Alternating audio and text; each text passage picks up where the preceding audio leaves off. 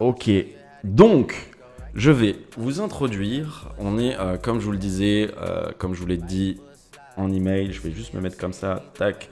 Comme l'email que je vous ai envoyé, je vous ai expliqué, on va introduire, on ne le voit pas encore, Arthur. Il va être présent dans quelques secondes. Avant, laissez-moi juste l'introduire. Donc, Arthur, qui est mon ancien associé avec qui j'étais quelques années sur Malte, que j'ai connu. On va vous expliquer un petit peu tout ça, comment c'est connu, etc. Et on va parler aujourd'hui d'un sujet qui est l'importance d'avoir un réseau professionnel pour pouvoir step up, pour pouvoir vraiment réussir à évoluer dans le game. Alors, j'active ta caméra, Arthur. Boum, et ça fonctionne. Salut tout le monde. Je vais juste couper la musique. Oh là là, qu'est-ce que tu l'as bien centré, incroyable. T'as vu ça? Parce que du coup, moi, j'ai pas vu encore le retour. Bah ouais. C'est Et le truc, tu m'as appris un truc de malade parce que voilà, j'utilise un logiciel qui s'appelle OBS là pour streamer. Je galérais parce qu'on s'est appelé juste avant pour setup le truc, pour voir si ça fonctionne et tout. Je galérais et il m'a dit non mais t'as juste à faire Alt et le truc. Typiquement, voilà, une petite astuce à la con et qui me faisait chier depuis tout à l'heure et nickel. Merci Arthur d'être là en live, ça me fait plaisir et drôle plaisir. En même temps. J'avoue. Mais ouais, extrêmement plaisir. Donc ce qu'on va voir un petit peu, bah voilà, je vais juste descendre un petit peu le son parce qu'il me gêne là, hop. Et on va voir en fait, bah voilà, on va expliquer un petit peu à l'audience comment on s'est connus, qu'est-ce qui s'est passé pendant toute cette année, qu'est-ce que tu fais toi aujourd'hui, et on va, comme je le disais tout à l'heure, parler un petit peu de ce sujet-là où toi tu es très bon là-dedans. C'est vraiment ton expertise, tout ce qui va être communication et voilà, et réseautage, chose que je comprenais pas à l'époque. Et on va en rediscuter aussi parce qu'on avait eu des discussions par rapport à ça. D'ailleurs, tu t'en rappelais même plus, tu me disais tout à l'heure. Mais voilà, ça t'est revenu quand je t'ai dit, ouais, mais si, rappelle-toi que je te disais, ça m'avait saoulé. Ah ouais, je me rappelais plus. mais voilà. Ça date en vrai, je crois que ça fait 6-7 ans maintenant. Ouais. Mais c'était au début quand on arrivait à Malte, ouais. Début quand on arrivait à Malte. Du coup, bah, si tu veux, je te laisse, si tu veux, expliquer un petit peu comment on s'est rencontrés, ce que toi tu as fait sur le forum. Moi, je suis arrivé, j'ai discuté avec toi. Si tu veux expliquer un petit peu. Ok, vas-y, let's go. Bah, du coup, déjà, je pense que les gens qui te suivent, les ninjas te connaissent déjà plutôt pas mal. Faut savoir qu'avec Jordan, on a un petit peu le même background, on a un peu les mêmes centres d'intérêt à la base. Et de base, on est ce qu'on peut appeler assez couramment des geeks, même s'il y a plusieurs façons d'expliquer ce qu'est un geek. Nous, on est des gens curieux, on s'intéresse depuis toujours à tout et on aime bien les business, on aime bien essayer de comprendre comment faire de l'oseille en ligne, etc. Et ça depuis longtemps, tous les deux. Et Jordan peut-être même depuis encore plus longtemps que moi, parce que toi, à 12-13 ans, t'étais déjà en train de faire des thunes. Ouais, non, moi c'était un peu plus tard. Ouais. Mais ouais, c'était voilà. Donc, si vous voulez, avec Jordan, on s'est rencontrés il y a je dirais 2012-2013, dans ces eaux-là. Donc ça fait déjà un bon moment et on s'est rencontrés sur un forum, en l'occurrence dit de hacking. Donc c'était avec pour tous les curieux. Alors on donnera pas le nom du forum. Faut savoir que moi particulièrement, je suis absolument pas un hacker. Je suis, si vous imaginez la plus grande burne que vous puissiez imaginer sur tout le plan technique et informatique, je pense que c'est moi. Donc voilà, mais n'empêche qu'on s'est rencontrés sur un forum où les gens justement avaient une espèce de largeur d'esprit en ligne et ça échangeait sur beaucoup de sujets. Et je vais parler un petit peu de mon propre déclic du coup, mais moi j'étais à cette époque-là, j'étais encore dans mes études en école de commerce. En deuxième année, j'avais un stage à l'étranger. J'ai pas une famille qui roule nécessairement sur l'or. Voilà, il fallait que je me bouge un peu le cul si je voulais atteindre mes objectifs dans la vie. Et en l'occurrence, là, j'ai été particulier. Je me souviens d'une frustration, une vraie frustration dans ce stage à l'étranger, parce que j'avais pas du tout les outils nécessaires, mais j'avais juste pas en fait l'argent pour pouvoir profiter comme je le voulais de mon expérience. Et j'en demandais pas beaucoup, mais juste les quelques, je sais pas moi, 100, 200 euros pour pouvoir profiter pleinement de tout ce qu'il y avait à découvrir et à faire là-bas. Et je me souviens, voilà, ça a été une frustration pour moi. Avant ça, j'avais déjà eu des business rentables sur Internet qui n'avaient pas duré très longtemps. Et j'avais eu déjà ce déclic en mode, il est possible de faire quelque chose, il est possible de faire de faire du business. Et en plus du fait que ça soit possible, je me suis vite rendu compte que ça me passionnait. Et là, petite parenthèse, même si je pense que Jordan vous en a déjà parlé à nombreuses reprises, mais le plus important avant tout le reste, en tout cas pour moi, c'est vraiment d'être passionné par ce qu'on fait dans le boulot. Et plus on kiffe ce qu'on fait pendant le chemin, plus c'est facile, si vous voulez, d'arriver à terme à en vivre et tout simplement à s'épanouir dans ce qu'on fait de manière générale. Donc moi, en l'occurrence, je savais que c'était possible, j'avais eu ce déclic. Et du coup, je me suis mis à fouiller un petit peu sur pas mal de forums, etc. Et en l'occurrence, j'étais tombé sur un forum américain, pareil que je ne vais pas citer, où les mecs, les mecs ou les filles d'ailleurs, utilisaient une méthode donc en affiliation sur du micro-paiement, une méthode qui aujourd'hui n'est plus du tout valable, ne fonctionne plus, et voilà, il est impossible aujourd'hui d'utiliser cette méthode et l'offre d'affiliation qui était derrière. Donc ça sert à rien que je m'étende d'autant plus là-dessus. Mais il y avait une manière, si vous voulez, sur le marché francophone, et c'est ça qui m'a particulièrement titillé. Je me suis dit, il y avait moyen de faire du gros chiffre avec cette méthode en affiliation. Donc moi, je vois ça. Je suis encore étudiant. À l'époque, je gagne pas, du coup, étudiant, hein, je gagne pas une thune. Et on me donne pas forcément en parallèle, jusque-là, logique. Et je suis frustré dans mon truc. Pendant mon voyage à l'étranger où je peux pas faire grand-chose. Donc là, je me pose et je me dis, qu'est-ce que je peux faire? Je vois ce truc-là. Et là, pour moi, ça a été le déclic. Donc, en fait, ce que j'ai fait, c'est que tout simplement, j'ai pris cette méthode, j'ai regardé comment il faisait, j'ai analysé longuement le truc, j'y ai pensé, repensé, etc. Et j'ai décidé de l'adapter. J'ai un peu analysé le marché dans sa globalité en me disant, est-ce qu'il y a des gens déjà, des véritables francophones, parce que la méthode est exploitée sur le marché francophone par des anglophones, ou des gens à l'international de manière générale d'ailleurs. Et du coup, je me suis dit, est-ce que quelqu'un l'a fait? Il me semblait que non. Donc, sur le moment, je n'ai pas réfléchi. Et même si quelqu'un l'avait fait, honnêtement, je l'aurais refait aussi. D'ailleurs, c'est pas nécessairement un frein. Et j'ai adapté, du coup, cette fameuse méthode que j'ai diffusée sur de nombreux axes de trafic, y compris un fameux forum, encore une fois, où j'ai rencontré plein de gens. Et j'ai aussi rencontré Jordan. Et pourquoi Jordan et pas un autre? Alors là, je décale tout de suite sur la partie un peu plus... création d'entreprises et associations, c'est tout simplement parce que Jordan faisait partie de mes top affiliés. Parce que juste avant de me remettre à échanger avec Jordan et de voir sur quoi on part ou comment on dérive sur la suite, il faut savoir que donc à l'époque, très vite, je me suis rendu compte que ça marchait. Donc les gens étaient intéressés par ma méthode, les gens la mettaient en pratique et réussissaient à faire de l'argent avec ça. Donc c'était super pour eux comme pour moi, puisque moi j'étais ce qu'on appelle un super affilié. Alors oubliez tout de suite, pour tous ceux qui sont malins par exemple, qui disent ah putain, il nous parle d'un Ponzi, le mec il a fait un Ponzi, il vient nous en parler. Absolument pas. C'est vrai, il n'y a absolument rien d'un Ponzi là-dedans, c'est juste un étage, et c'est le dernier étage. En plus, si vous voulez, quand vous passez sur une plateforme d'affiliation aujourd'hui, en supposant par exemple que Jordan vous conseille une offre, je vous dis une grande bêtise, mais s'il vous dit voilà, faites un site avec de l'affiliation Amazon, et Jordan il a un partenariat spécial avec Amazon, et à chaque fois que vous vendez une Tesla sur votre site par Amazon, puisqu'on le sait, il y a plein de Tesla qui se vendent sur Amazon, c'est absolument pas vrai. Bah, du coup, Jordan prend une petite commission qui est payée par Amazon et absolument pas, qui n'est pas prélevée sur votre commission à vous, mais qui est un bonus d'Amazon, si vous voulez, qui donne à Jordan, et voilà, point. Donc voilà comment on peut expliquer la super affiliation vis-à-vis de tout ça. Et donc pour finir, j'en étais où là de mon histoire? Vas-y, t'inquiète, je te laisse reprendre et on va reprendre où t'en étais. Pour réexpliquer ça, j'en profite en même temps pour placer le truc. Avec Affiliation Ninja, justement, le programme que je suis en train de mettre en place, c'est typiquement ce que je propose en fait. C'est-à-dire qu'aujourd'hui, quelqu'un qui connaît un influenceur ou une personne qui a, je sais pas, une base de données ou un site que je ne connais pas, qui me met en contact avec quelqu'un que je ne connais pas, il pourra prendre une commission de 5% sur ce que tout le nouvel affilié va m'amener. Exemple, Arthur connaît par exemple des personnes que je ne connais pas sur Twitch ou sur YouTube ou des influenceurs qui peuvent matcher avec le domaine de digital, etc. et qui vont parler de moi. Arthur, il va me connecter avec une personne qui va dire « Ok, bah Jordan, on peut faire une vidéo ensemble ou un live, etc. » On fait un live ensemble. Il met son lien d'affiliation pour les personnes qui veulent me ramener.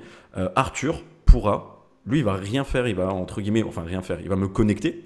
Et tout ce que la personne va m'amener et va faire en affiliation, Arthur pourra toucher 5%. Et ça, aujourd'hui, par exemple, c'est ce que je propose. Donc, c'était typiquement à peu près le même business. Et au final, où c'est que tu en étais? T'en étais au fait que, voilà, t'expliquais un petit peu ce délire de super affilié, que toi, t'étais super affilié sur cette plateforme-là, que moi, j'étais ton affilié et que t'étais mon super affilié. Ouais. Voilà. Yes. Et je sais pas où c'est. Ok, vas-y, bah, je vais reprendre de là. Donc en effet, voilà, à ce moment-là, je me suis retrouvé voilà, dans une phase de ma vie où très vite, donc quelques mois après ce voyage, il a fallu déjà que je clarifie les choses légalement, puisque évidemment, en l'occurrence, j'étais en France, donc je sais pas où vous habitez tous respectivement, mais quand vous êtes en France ou ailleurs en général d'ailleurs, vous êtes obligé de déclarer vos revenus. Donc là, ça a été ma première problématique. Et là, ce que j'ai décidé de faire, c'est j'avais deux options, en sachant que j'étais encore une fois toujours étudiant, soit monter une boîte. Donc vraiment, quand je dis monter une boîte, on parle pas d'auto-entreprise, on parle d'une vraie entreprise avec tout ce que ça représente. Alors bon, en soi, c'est faisable, mais ayant une grosse phobie administrative, ayant mes études à gérer en parallèle, etc. Et Jordan, il se marre parce qu'il le sait, tout ça. Tu veux dire en termes administratifs. Et ouais, mais comme beaucoup de gens finalement. Ouais. Et voilà, c'est vraiment pas évident. Donc moi j'ai fait le choix à ce moment-là de partir sur une auto-entreprise, donc avec un plafond qui je sais plus à combien était le plafond. Je crois que j'hésite entre 32 000 parce qu'on était. Je crois il y a 32 et 64, ça dépend des trucs, mais je crois auto-entreprise c'est 32 ou 33, un truc comme ça. Ok. Et du coup, je suis parti sur l'auto-entreprise et ce qui était très particulier et très frustrant, c'est que j'avais une méthode qui fonctionnait bien, qui fonctionnait même très très bien quand elle était bien appliquée, mais je ne pouvais pas l'utiliser moi-même parce que je ne pouvais pas gagner trop. Voilà, ça a été vraiment un truc, je l'ai vécu un peu comme un traumatisme sur le début. Après, je me suis fait à l'idée. Mais du coup, je ne pouvais pas aller trop loin dans le truc, que ça soit en termes d'affiliés. En fait, je pouvais pas gagner trop d'argent. Et j'avais le pied sur le frein en permanence. Donc j'espère finalement que ça vous arrivera à tous un jour, parce que c'est finalement pas si désagréable que ça. Mais disons qu'il faut trouver des solutions quand même pour pouvoir sortir de tout ça. Et en l'occurrence, moi je sais que je suis quelqu'un, j'aime beaucoup échanger, j'aime beaucoup, et quand je dis échanger, c'est échanger avec de l'humain, avec quelqu'un en face de moi, trouver des personnalités avec lesquelles ça fit. Et je ne me voyais surtout pas lancer mon entreprise seul. Il fallait absolument que je puisse partager ce que je faisais. Et c'est pour ça que du coup j'ai recherché des associés. Et pour rechercher mes associés, ça a été très simple. J'ai pris les meilleurs associés, donc ceux qui généraient le plus d'argent, qui avaient le plus gros business au travers de ce que j'avais inculqué à la base. Et Jordan en faisait partie, c'était un des tops, voire le top affilié, celui qui générait le plus d'oseille, parce que ça, il sait faire. Et du coup, on a collaboré. Alors avant de collaborer, on s'est déjà rencontrés en vrai plusieurs fois en France et tout. Et voilà. On a discuté. J'avais vu ton message sur le forum en question. Je t'avais contacté rapidement. On s'est appelé sur Skype ou je sais plus c'était quoi à l'époque. Non, on n'était plus sur MSN, mais c'était on s'est appelé comme ça. Ouais. On a vu que ça matchait assez vite. On a vu qu'on avait un peu le même profil aussi en mode. Geek, qu'on a commencé très tôt à être intéressé à tout ce qui touche Internet, qu'on avait un peu le même profil, même famille, j'ai envie de dire, tu vois, un peu tout pareil, intéressé aussi des jeux vidéo, et c'est pour ça que ça a très vite matché, et pas fermé à l'idée de quitter la France, parce qu'on avait aussi un petit peu, en tout cas à l'époque, le même avis sur comment ça se passe en France, comment c'est la situation. Et on avait exactement matché sur vraiment beaucoup de points en plus du boulot, donc ce qui est encore quelque chose de très intéressant, parce que encore une fois ça je vous en ai déjà parlé, mais quand vous associez avec quelqu'un, il ne faut pas s'associer avec quelqu'un parce qu'il est meilleur ou parce qu'il peut apporter juste quelque chose. Il faut que derrière ça matche sur le perso aussi, parce que vous pouvez très bien travailler avec le meilleur entrepreneur et vous associer avec. Si derrière sur le perso ça ne matche pas, vas-y, dis. Non, t'inquiète, finis juste, il faut absolument que je rajoute quelque chose à ça. Si derrière sur le perso ça ne matche pas, ça va partir en couille après. Et ce qui était intéressant, c'est qu'après, on va vous expliquer comment, où c'est qu'on est arrivé, quand on est arrivé sur Malte, qu'il y a d'autres associés qui nous ont rejoints et tout. Mais au final, nos comportements, même si on avait des comportements qui étaient quand même différents, ça a assez bien matché parce qu'il y avait aussi une communication qui était mise en place, etc. On avait des comportements différents et c'est surtout je pense, quand même, on se remettait en question, même si parfois, c'est pas évident. Quand tu es avec 4 associés, il faut quand même déjà à 2 associés, il faut se remettre en question. À 4, c'est encore différent et très souvent, on nous a posé la question, je reviendrai là-dessus, mais comment ça se passe et tout, etc. Et je reviendrai là-dessus dans quelques minutes, on en discutera, ça, on pourra en discuter. Ouais. Et vas-y, tu voulais rebondir sur un truc ?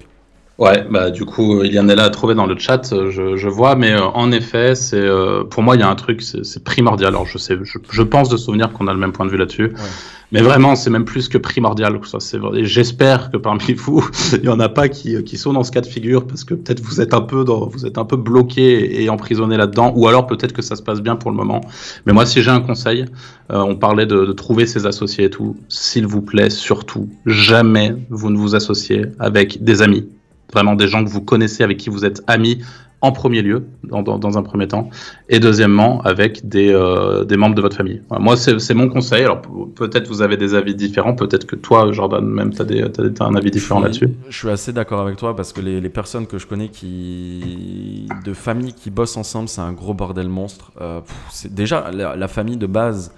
Ça peut être un bordel monstre. Alors après, ça dépend. Il y a des familles où ça va, mais 99% des personnes que je connais, ils ont des problèmes de famille. Alors ça peut être plus ou moins proche, parents ou grands-parents, oncles, tantes, etc. Mais effectivement, ça vient où au bout d'un moment, il y a des soucis.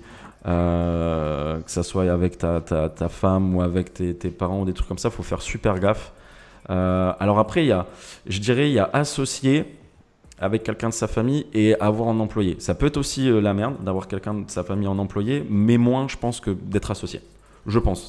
C'est là où, à la limite, je pourrais faire le truc où, employé ou sur un truc, sur des missions ou des trucs comme ça, mais associé, c'est vrai que ça pourrait être compliqué et il faut faire super gaffe à ça, clairement. Ça peut vite partir en couille. Déjà, sans être associé dans des familles à cause de l'argent, ça part en sucette.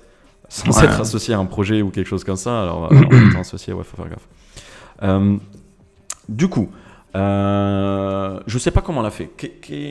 Comment on pourrait la faire ? Je sais pas si je demande dans le chat ou en mode on explique un petit peu jusqu'où on a été sur Malte. On raconte un petit peu la fin de cette histoire-là et après on focus à nouveau, on se concentre à nouveau sur le fait que le réseau est important et pourquoi il est important et comment toi tu gérais ça et comment moi je le voyais à l'époque. Ou est-ce qu'on en parle maintenant et on parle de la suite de notre histoire après ? Je pense qu'on va parler de la suite maintenant de l'histoire, comme ça ils comprennent bien le contexte et après on recentre et on vous explique pourquoi c'est important d'avoir du réseau. Je regarde juste le chat, complètement d'accord avec vous. Je suis obligé de partir, les replays sont dispo quelque part. Pour l'instant, il n'y a pas de replay dispo et je ne sais pas s'il y aura encore des replays. J'ai dit qu'il y aura des replays, mais je ne suis pas sûr parce que je sais qu'il y en a quelques-uns qui se disent il y a des replays, je viens pas en live.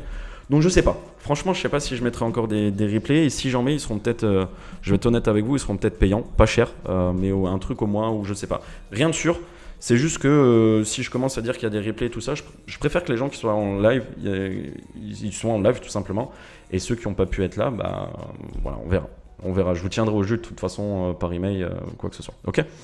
Ok. Pour la suite de l'histoire, on en était où ? On a conversé, on était ok pour partir.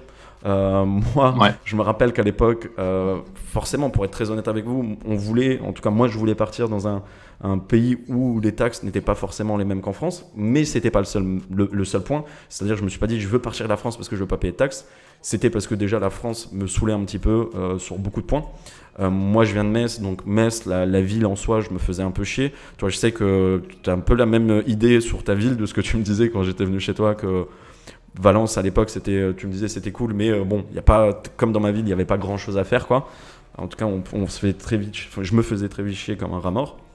Et moi, je trouve, on commence à chercher tout ça, et je trouve un pays chaud. On voulait un pays chaud, on voulait la mer, on s'était dit ça. Et voilà, et les taxes, tout ce qui est facilité administrative, taxes, si on peut en plus payer moins de taxes, tout ça, sur les impôts, les employés, pourquoi pas. Et du coup, moi, j'avais trouvé Panama, à l'autre bout du monde, Amérique Sud. Et Arthur, il s'était un petit peu renseigné et il avait trouvé Malte. là où je suis encore aujourd'hui. Ouais. Du coup, on se renseigne là-dessus. Et le truc, c'est que, bah voilà, 2h30 de Paris, européen, il fait chaud, il y a la mer, pas mal de points positifs. Bon, il y a aussi des points négatifs à Malte, qui est en grande partie les prix des loyers. Mais voilà, on est venu une semaine de souvenirs. On est venu une semaine découvrir Malte. Et cette semaine-là, en fait, c'était pour voir, ok, est-ce qu'on se plaît ici, est-ce que ça va le faire et tout. Je sais pas si tu te rappelles d'ailleurs, le premier jour qu'on a atterri, on n'a même pas dormi. Ouais, oulala, oui, je m'en souviens de Tu ça. t'en rappelles? Ouais, je m'en On souviens. n'a pas dormi. On est parti à Ouais, c'est Comino vrai. le lendemain. Donc voilà, petit truc fun. Ouais, au début, ça c'était avant. Je pense que ça a pas mal servi, mais depuis on m'a découvert du diabète. Là-bas, il s'est passé des choses là-bas. Ouais. On avait un rythme de vie. Enfin, on a beaucoup bossé aussi, hein, mais sur le début, on a bien profité. Ouais. Et du coup, on vient s'installer une semaine, ça nous plaît, tout ça. Et on revient un mois après, là pour le coup, vivre sur Malte. Du coup, on s'installe ensemble. Ça fait un peu bizarre d'avoir dit ça. On s'installe ensemble. Ouais, coloc. On était en coloc et on s'est mis en coloc. On avait nos bureaux dans l'appart. Donc on avait un bureau spécial, on était tous les deux dedans. Ça a duré 6 mois et on savait en fait qu'on allait avoir 2 autres associés qui allaient nous rejoindre 6 mois après. Donc nous on a déjà fait énormément d'administratifs. Bon voilà, les deux, on était déjà perdus au niveau de l'administratif parce qu'en plus de ça c'est pas français, c'est anglais. Moi je suis arrivé, je pétais pas un mot d'anglais. Arthur, il avait pas mal voyagé à l'époque. Heureusement qu'il était là parce que moi c'était les jeux vidéo surtout. En vrai, ouais. hein, j'ai appris tout mon anglais dans les jeux vidéo, mais ouais c'est vrai que toi tu parlais anglais que en boîte très tard, toi. C'est exactement ça. C'est exactement ça. J'ai la langue qui s'est délibérée en soirée quand je buvais un peu et qu'il y avait une demoiselle qui me parlait quoi. Donc je parlais n'importe quelle langue de toute façon. Donc mais ouais, c'était très fun et c'est vrai que je bitais pas un mot d'anglais. Même je m'en rappelle, j'en ai parlé encore il y a pas longtemps. Je disais quand je suis arrivé ici, même pour appeler parce qu'il y avait pas toutes les sociétés de taxi qu'il y a maintenant, là, les applications de ça, pour appeler un taxi ou un truc de bouffe. Je te passais le téléphone, tu vois. Au bout d'un moment, tu m'as dit, attends, vas-y, démerde-toi, c'est bon, tu peux. Oui, va c'est vrai, falloir que tu parles anglais, quoi. Mais voilà, aujourd'hui, ça va mieux là-dessus et tout. Donc voilà, bref, tout ce qui est administratif à faire au début quand on arrivait, tout ça. Et on savait qu'on allait avoir 2 autres associés qui allaient arriver avec une nouvelle société. Donc tout ce qu'on faisait, on se disait, putain, on va devoir le refaire. Je sais même plus si au début, on se disait, on va refaire une nouvelle société, mais je crois qu'on avait vu les avocats, tout ça, ils nous avaient dit, non, vous êtes 4, c'est mieux de refaire une nouvelle société, bref, etc. Ouais. Et du coup, les 6 mois se passent. C'est là-dessus qu'on va parler de ça après. Pendant ces 6 mois-là, forcément, moi, Arthur, je le connaissais, mais sans trop le connaître. Je savais que ça pouvait matcher. Ça s'est bien passé, en règle générale. Il n'y a pas eu de soucis, que ce soit perso ou boulot. Mais on va après vraiment se focus sur la partie de ces 6 mois-là et sur lui, comment il bossait et moi, comment je bossais. Donc les 6 mois se passent, on a les 2 autres associés qui arrivent, en sachant que, comme je vous disais, Arthur, il est vraiment expert sur la communication. Moi, à l'époque, j'étais un petit peu couteau suisse et vraiment beaucoup sur l'achat de trafic aussi Facebook. Je faisais énormément ça. Je touchais un petit peu à tout, mais j'étais beaucoup aussi sur Facebook Ads. On a un autre associé qui nous rejoint qui est expert dans le développement web et un autre associé encore qui arrive qui est expert SEO cette fois-ci. Donc c'est pour ça aussi aujourd'hui que j'ai eu énormément d'expérience de par déjà le réseau qu'on a créé.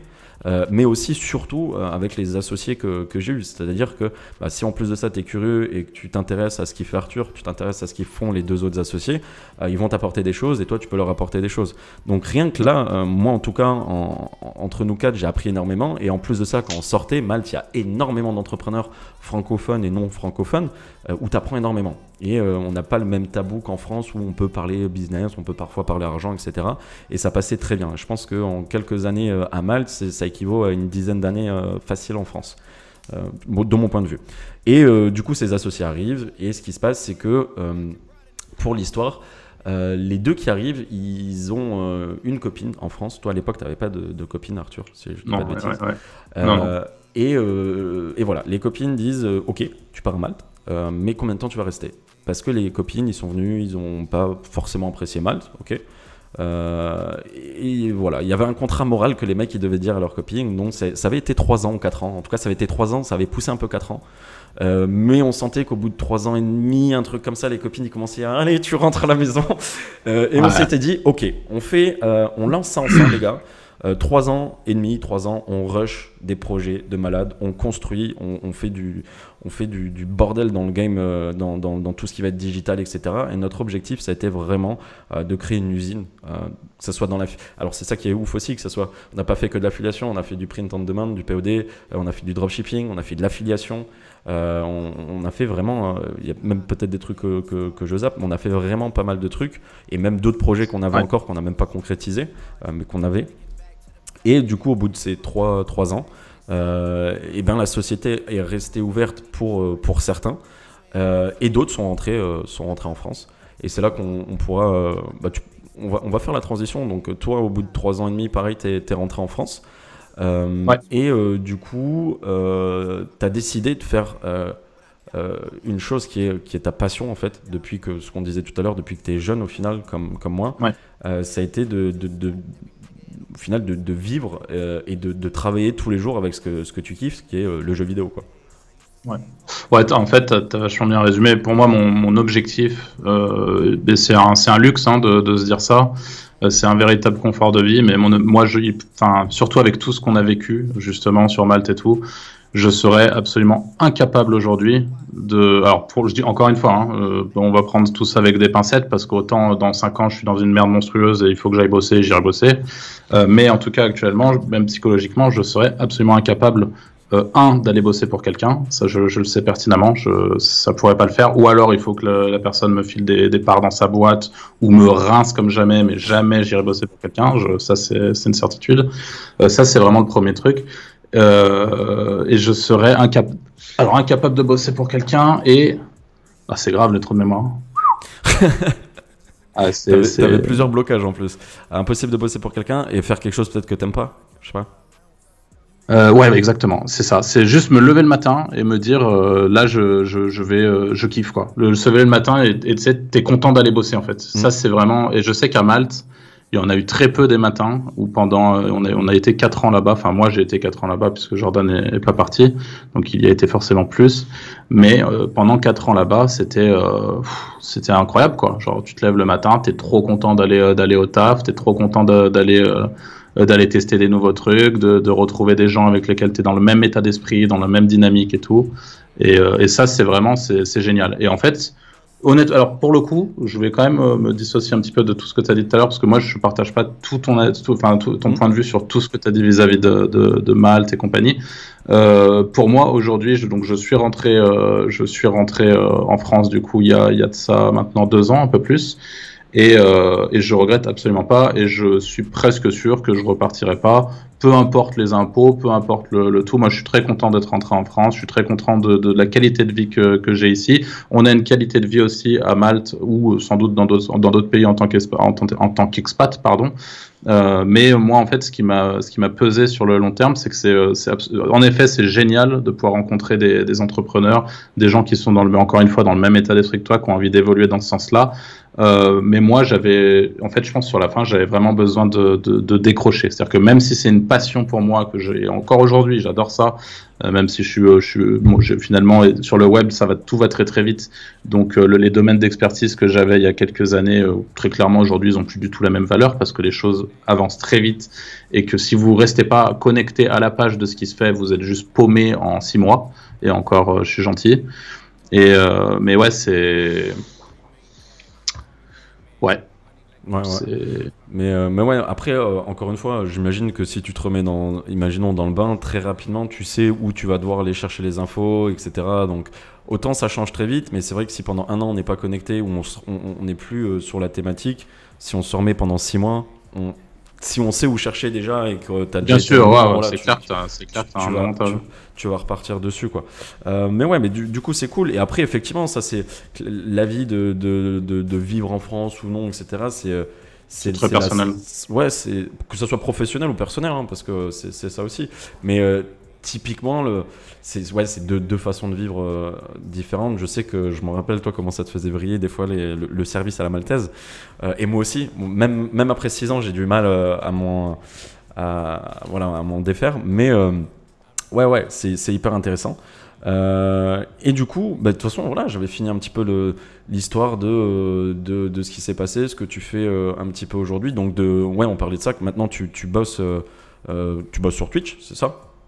De ce que tu disais. Aujourd'hui, du coup, donc ma première passion, c'est tout ce qu'on a fait à Malte, donc le web en général, le business, etc. Et ma deuxième passion, ça a toujours été le jeu vidéo depuis très longtemps. Donc, quand je suis rentré en France, j'avais envie de prendre un peu de recul, d'essayer d'autres choses, d'explorer d'autres choses, et je me suis tout simplement porté sur ma deuxième passion, qui sont les jeux vidéo, et je suis du coup streamer, youtubeur, c'est un grand mot, mais créateur de contenu en fait, de manière générale, autour du domaine des jeux vidéo, et plus particulièrement des looter-shooters, donc des jeux vidéo où on ramasse des équipements, on s'optimise, etc. Ouais, et là où c'est assez fort, on va parler de ça et après on passera du coup au point clé, au sujet principal. Ouais. Je suivais un petit peu quand tu as lancé ta chaîne Twitch, et moi j'avais pas trop de doutes sur le fait que tu allais casser un petit peu tous les trucs, parce que tu avais déjà tous ces codes en fait un peu d'entrepreneur, et le fait d'arriver sur Twitch, c'est entreprendre en fait. Et quand alors, je vais te laisser expliquer un petit peu c'est quoi le fait d'être, je crois on dit certifié sur Twitch. Partenaire Twitch. Tu as été partenaire Twitch en moins de 3 mois. Donc, il faut savoir que c'est quelque chose qui est hyper rare. J'étais extrêmement content pour toi. Et d'un autre côté, je savais que ça allait arriver très vite. Et je me rappelle à l'époque, je venais un petit peu sur tes lives de temps en temps, et je voyais d'autres Twitchers, des mecs qui étaient là depuis des années. Ils arrivaient, ils t'insultaient en live en disant ouais, espèce de... Enfin voilà, ils t'insultaient de tous les noms, ils te faisaient chier en disant que t'achetais des bots. Donc en gros, soi-disant, Arthur prenait des bots sur son chat, et puis tout ça pour augmenter son nombre de vues, comme je suis en train de faire, parce qu'aujourd'hui vous pensez qu'on est 45, mais au final il y en a que 2 sur le... Je rigole. J'ai bien aimé ta tête. Il se dit putain, il déconne ou pas? Non, mais c'est possible, il y en a qui le font. Alors je pense que très rapidement tu peux te faire dégager de Twitch, j'imagine. En tout cas, c'est pas ouf dans l'algo, j'imagine. Et bref, il y en a qui venaient de titiller, tout ça. Ils entendaient que tu voulais passer partenaire, ils te mettaient des bâtons dans les roues. C'est typiquement le résumé de quand tu veux te lancer dans quelque chose, t'en as, ils vont venir, ils vont essayer de te faire chier, ils vont être jaloux, ils vont avoir de la haine envers toi. Et c'est typiquement ce qui se passait avec certaines personnes sur Twitch, avec Arthur. Et en moins de 3 mois, il est passé partenaire. Alors, tu peux expliquer rapidement c'est quoi partenaire? Et généralement, en moyenne, les mecs, au bout de combien de temps ils peuvent demander à être partenaire? Alors, c'est quoi partenaire? En soi, c'est la petite vignette de vérification que vous voyez à côté de certains de noms sur Twitch. Pour être partenaire, il faut avoir un certain nombre de spectateurs moyens, donc c'est 75 en moyenne. Il faut que dès que vous lanciez un live sur la totalité de votre direct, vous ayez au moins 75 personnes qui vous suivent, que vous ayez un minimum de soutien financier aussi pour pousser un peu le tout et vous accompagner, et pour créer de l'argent pour Twitch, sinon Twitch n'est pas content et vous passe pas partenaire non plus. Donc c'est plein de petites choses. Le partenariat est assez délicat à obtenir parce que 75 personnes en moyenne sur Twitch, c'est pas simple du tout, surtout quand vous popez de nulle part et que vous êtes personne. Et voilà, et du coup moi j'ai mis 2 mois et demi je crois pour avoir le partenariat grosso modo. Ouais. Et c'était c'était pas évident, mais comme tu l'as dit, en fait, je pense que mon passé d'entrepreneur et ma vision des choses, tu veux, moi j'ai envie de faire les choses bien dès le début, et j'ai pris aussi beaucoup de temps pour analyser. D'ailleurs, tous ceux que ça pourrait intéresser, j'ai fait une vidéo YouTube sur le sujet qui explique comment je suis passé partenaire en 2 mois, mais j'ai vraiment pris le temps d'analyser le truc en détail. Et une fois que j'avais une vision très très claire de tous les acteurs et ce qui faisait que telle personne était mise sur le devant et d'autres un peu moins, et que d'autres réussissaient, d'autres un peu moins, etc. J'étais dans cette veille permanente qu'on n'arrête pas de faire de toute façon dans le business, et encore plus dans le business digital, puisque vous êtes sans arrêt en train de faire de la veille. Une fois que j'ai vu tout ça, si tu veux, je me suis dit allez, feu. J'ai vu un jeu qui je le savais avait un gros potentiel. Je me suis mis sur certaines horaires qui avaient un gros potentiel. Enfin, j'ai mis toutes les chances de mon côté, et ça a pas loupé, quoi. Ça a fonctionné. Et ce qui est très intéressant là-dessus, c'est que ce qu'il faut retenir en fait, c'est que ce soit Twitch ou un autre business, c'est avant de vous lancer dans le business, va falloir, c'est le point le plus important, connaître votre. En plus de ça, tu t'es niché, c'est-à-dire que tu as appris à connaître c'est quoi Twitch, les Twitchers, et tu t'es dit il faut que je niche. Typiquement, c'est un petit peu ce que tu as fait, hein, je pense. Hein, tu me dis si je me trompe. Hein. Ouais. Et d'ailleurs, sur ton chat, on me dit Fortnite, Warzone et tout. Donc, tu vois, on parle de gros jeux et parce que justement, les gens peut-être font le rapprochement entre un gros jeu et donc du coup un potentiel qui est aussi gros que le jeu. Mais ce qu'il faut savoir, c'est que c'est tout le contraire. Si vous voulez que ça, c'est possible, hein, je veux dire, mais seule l'élite pourra réussir sur des jeux comme Warzone, comme Fortnite, sur des gros jeux, parce qu'il faut être excellent, parce qu'il y a plein de paramètres qui rentrent en jeu, justement, et qui vont faire que vous pouvez pas sortir de nulle part et d'un coup, tac, exploser si vous êtes juste un random guy qui joue à Warzone ou qui joue à Fortnite. Donc moi, j'ai pris le truc dans l'autre sens, si tu veux, et je me suis dit, je vais aller sur quelque chose de plus niché pour avoir là une chance de me faire ma place, et ça va pas louper. Et c'est typiquement le parallèle qu'on peut faire avec l'affiliation, c'est-à-dire que c'est un putain d'exemple. Ce que tu dis, Warzone, Call of, Fortnite, etc. Très gros jeu.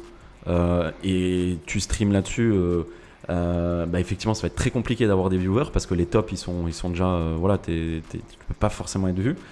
L'affiliation, c'est pareil. C'est-à-dire que si vous voulez vous lancer dans des niches, le banking, le casino, les grosses niches comme ça, les assurances, des trucs énormes, c'est exactement pareil. Vous attaquez à des gros poissons, à des sociétés, à pas mal d'employés qui travaillent pour ces sociétés-là, et ça va être compliqué. Et c'est pour ça qu'il faut nicher. Il faut nicher quelque chose qui vous... C'est ce que j'explique. Si en plus de ça, quand vous faites de l'affiliation, vous nichez, et en plus de ça, c'est une niche qui vous plaît, c'est parfait. Et je pense que c'est ce que tu as fait, Arthur, parce que le jeu auquel tu joues, je ne sais pas si tu veux communiquer sur le jeu, mais le jeu en tout cas auquel je peux. Ouais. Ce genre-là, j'en ai plusieurs. Division 2, c'est vraiment le jeu sur lequel j'ai percé, entre guillemets, où je me suis fait connaître. Je suis assez important toujours aujourd'hui sur la scène de Division 2, donc s'il y a des joueurs de Division 2 parmi vous, il y a de fortes chances que vous m'ayez déjà vu quelque part, notamment sur YouTube et sur Twitch, et là, depuis plus récemment, Destiny 2 aussi, il y a Outriders qui sort, Godfall, tout ce qu'on appelle les looter-shooters, grosso modo, c'est des jeux où on loot, on ramasse, on s'optimise, et c'est un peu, c'est pas des MMORPG du tout, mais t'as ce côté un peu équipement et tout, avec une partie PV, une partie PVP, où t'as des raids et tout, t'as quand même un côté un peu qui fait penser, faut le dire très très vite, mais un peu à WoW, tu vois, sur certains aspects, World of Warcraft, sur des jeux sur des références comme ça, donc c'est... Et c'est ça qui est hyper intéressant, donc c'est vraiment, pour retenir ça, c'est qu'il est arrivé sur Twitch, il a essayé de comprendre, même si déjà il regardait, j'imagine de souvenirs, tu regardais déjà Twitch, des Twitchers, tu connaissais le domaine. Une fois que tu as connu le domaine, tu t'es renseigné sur les différentes niches, etc.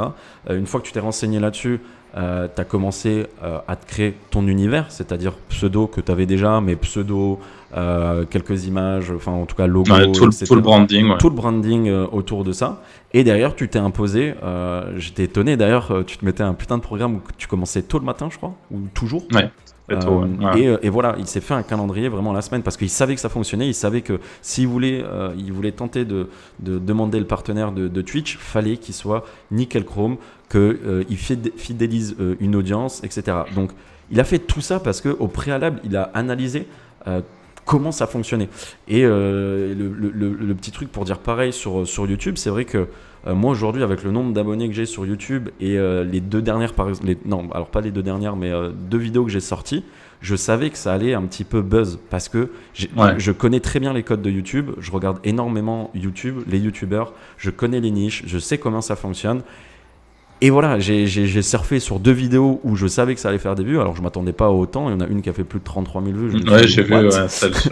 je me suis dit, what là, c'est vite répondu. Là. Ouais, JPFN. Et du coup, c'est surfé un petit peu sur...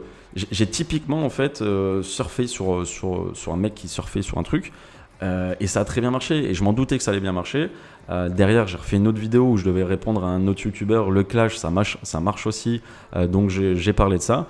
Mais voilà, c'est analysé, tu sais comment faire. Pourtant, à l'époque, j'avais moins de 800 abonnés quand j'ai fait les 33 000 vues. Dans n'importe quel business, il faudra toujours analyser, essayer d'apporter quelque chose et de regarder ce qu'ils font les gros, au final, de ce qu'ils font les gros, et d'essayer d'apporter ça, mais à votre sauce. Ok. Mamie, t'aurais un peu de moula. Alors, je sais pas, excuse-moi Jojo, mais en gros là, je sais pas ce que tu fais d'habitude. J'ai vu 2 questions dans le chat. Vas-y. Une question, quel âge on avait quand on est arrivé à Malte? Je crois 23. Si... 23. Du coup, s'il avait 23, j'avais 24, parce que j'ai un an de plus. Ouais, 23, je crois. Et qu'en ont pensé votre famille aussi? C'est les deux questions que j'ai. Intéressant. Alors, généralement, ouais, je réponds aux questions, ça dépend comme ça en live ou des fois à la fin quand je leur demande des questions. Mais c'est des bonnes questions. Mais ouais, on va y répondre maintenant. 23 et 24 de souvenirs. Qu'est-ce qu'ils ont? Vas-y, qu'est-ce qu'ils en ont? Je vais répondre moi et je te laisse répondre après du coup. Vas-y, ça m'arrange. Qu'est-ce qu'ils en ont pensé mes parents? Moi ça va, ils n'ont pas été trop chiants. Alors j'ai envie de dire, ils ont assez bien réagi du fait que ils sont pas du tout internet, tout ça, ils comprenaient. Enfin, déjà à 13, 14, 15 ans, je commençais à gagner de l'argent, je recevais des chèques. À l'OPAS, à la maison, au nom de mon père, parce que j'étais pas majeur. Ils comprenaient pas déjà. Je recevais des chèques. Donc voilà, il le mettait sur mon compte bancaire, etc. Et après, ouais, quand j'ai commencé à faire de l'argent et commencé à faire beaucoup d'argent, je leur montrais en fait sur mon dashboard, sur le site. Je fais putain, je suis en train de gagner de l'argent, ça devient abusé. Je me rappellerai un jour où j'ai fait vraiment une grosse somme d'argent. Je travaillais encore au 15. Je vois le pic, ça monte et tout. Putain, je rentre chez moi, j'étais tout blanc. Je dis à ma mère, je vais prendre un bain, je suis pas bien. Je me dis, what the fuck, qu'est-ce que t'as, mon fils? Et moi, après, au bout d'un moment, ça me gênait quand même de leur parler argent parce que ça me gênait un petit peu, tu vois. Et c'est vrai que j'ai essayé d'arrêter un peu, même tu vois, avec les potes et tout, parce que voilà, j'ai un objectif, tu vois, d'accomplir des trucs et tout, mais c'est vrai que j'ai arrêté un petit peu de parler de ça. Enfin bref. Et elle me dit mais qu'est-ce qu'il y a et tout. Je fais putain non, j'ai fait une journée pique et ma mère elle me croyait direct et tout, et mon père il était mais non mais attends c'est sur internet, comment ça part sur internet, faut après que ça aille sur le compte bancaire, tu vois, il comprenait pas trop, mais il y croyait aussi, tu vois, il y croyait parce qu'il savait que j'avais déjà fait un petit peu d'argent. Et puis ouais, quand forcément t'arrives, tu montes sur le compte bancaire que tiens il est là. Alors je leur montre pas comme ça, tiens, c'est vrai, mais juste tu dis, parce que même moi je réalisais pas en fait. C'est ça le truc, c'était tes parents ils disent non c'est pas vrai et tout. Et toi, moi dans ma tête je me disais ouais putain c'est vrai que c'est peut-être pas vrai, tu vois. Peut-être que je vais jamais les recevoir cet argent-là. Je me rappelle au début quand tu montrais le business, ça a commencé où je faisais peut-être 20 € par jour, 50 € par jour. Déjà c'était ouf, 50 € par jour pour moi à l'époque. Tu vois, quand je me remets dans les conditions que j'étais, le boulot et tout ça. Quand j'ai commencé à faire 150, 200, 300, que ça montait, après qu'on faisait plus de 1000 balles par jour et qu'il y a eu le pic là, il y a eu des jours vraiment assez psychologiquement où il fallait qu'on garde bien les pieds sur terre. Ouais, c'était assez ouf et je réalisais pas en fait. Je réalisais pas que quand je bossais et que le médecin qui était à côté de moi, je gagnais plus que lui, alors que le mec c'était une tête et il avait fait plus de 10 ans d'études. Et que moi j'étais le mec comme ça qui a pas eu mon brevet des collèges, tu vois, je veux dire, évidemment tu te remets en question en mode what? Mais pour revenir sur la question, comment ils ont réagi? Mes parents ils ont réagi très bien, ils m'ont supporté et j'ai vraiment hésité à venir sur Malte. J'ai eu peur de quitter mon boulot où j'étais bien quand même par rapport à mes collègues, c'est-à-dire que je gagnais 1500, 1700 €, je travaillais 2 jours, j'étais en repos 3 jours. Par rapport à beaucoup d'autres, j'étais bien, même d'autres qui avaient fait des années d'études, je m'en sortais très bien. Et mon père, pour le coup, tu vois, il m'a dit écoute, il y a des choix que j'ai fait quand j'avais ton âge, et même plus jeune, que je regrette encore aujourd'hui. Voilà, je me suis dit vas-y, c'est bon, allez hop, je ferme, je suis parti. Allez, c'est parti. C'est parti. Je suis parti en bon terme avec le boss. J'ai fait mon préavis, je suis parti clean. Et puis on s'est rejoints ensemble et on est parti sur Malte. Donc voilà, en général, bien réagi mes parents, ils m'ont soutenu et ils sont très fiers de moi, j'imagine, aujourd'hui. Donc ouais, c'est cool. Et toi? Écoute, moi en vrai, je pense que la manière la plus simple de résumer tout ça, c'est ils ont halluciné en fait. Ils ont halluciné, tu sais, le smiley, la bouche ouverte là, et puis ils m'ont regardé partir. En vrai, ils ont halluciné, ils m'ont fait confiance assez rapidement, même dès le début en fait. Dès le début, ils m'ont fait confiance, ils ont halluciné, et puis j'ai été assez transparent sur ce qu'on faisait, pareil, mais un peu comme Jordan, je te rejoins sur un point, c'est le côté financier. C'est qu'à un moment, vis-à-vis des autres, en vrai, gagner plus qu'un médecin, je m'en tape. Ça me dérange pas du tout. Mais il y a un moment où parler de chiffres avec tes parents, quand eux se cassent le cul, tu vois. Alors je dis pas qu'on s'est cassé le cul aussi, mais disons qu'on n'était pas payé au même taux, quoi. Et ouais, c'est là pour le coup, bon, il y a des fois où t'en parles un peu moins, t'essaies d'être un peu plus discret, mais en vrai, ils étaient globalement très contents, quoi, la famille.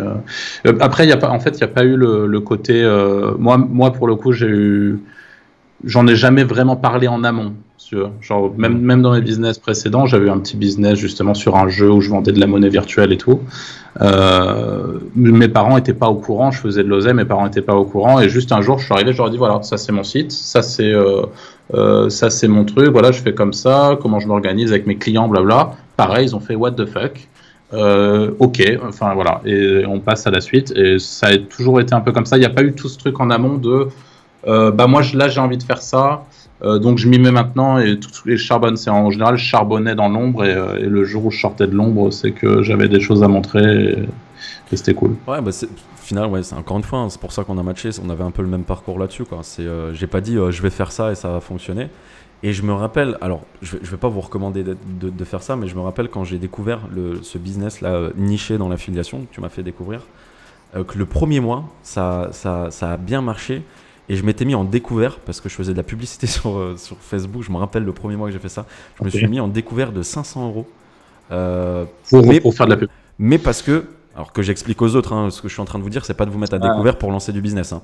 C'est-à-dire que, je sais pas, j'avais peut-être dépensé 600 €. J'ai plus exactement les chiffres en tête, mais peut-être 600 € en Facebook. J'avais peut-être au tout début généré 3000 € avec ces 600 € là. Je me suis dit, putain, je les avais pas encore reçus sur le compte bancaire. C'est là où c'était dangereux. Je les avais reçus sur l'Advertiser, le site de l'Advertiser. Et je me suis dit, putain, mais je vais pas stopper. Je viens de faire de 600 €, j'ai fait 3000 €, je vais pas stopper comme ça. Et du coup, j'ai remis 500 € et j'ai refait 3-4 000 balles avec ces 500 €. Et ouais, le mois d'après, parce qu'ils étaient un peu longs à payer au début, je crois, c'était un peu long. Et après, quand j'ai eu les fonds, enfin voilà, ça a été de pouvoir avoir un pouvoir de mettre plus d'argent dans l'achat de trafic. C'était intéressant, quoi. Mais ok, ouais, c'était intéressant comme question du coup. Qu'est-ce qu'ils nous disent le chat là, du coup? Mamie, t'auras un peu de moula. Oui, en référence à la vidéo de JPFN. Et là, je vous le dis, hein, je les tease depuis quelques semaines, mais je suis en train de recevoir des accessoires pour mes vidéos YouTube parce que je vais jouer plusieurs personnages. Et je peux pas tourner les vidéos encore. La prochaine vidéo. Oui, c'est pour ça la perruque sur Instagram. Ben ouais, c'est pour ça. Et là, le dernier truc que j'ai, tu vois, le dernier truc que j'ai reçu là, c'était aujourd'hui. Tu vois, c'est un petit truc comme ça. Là. Je sais même pas si j'ai. Voilà. Je vais pas réussir à voir. Là, moi, je suis sur le stream pour voir, donc j'ai un tout petit décalage. Je vais le voir un peu à la bourre.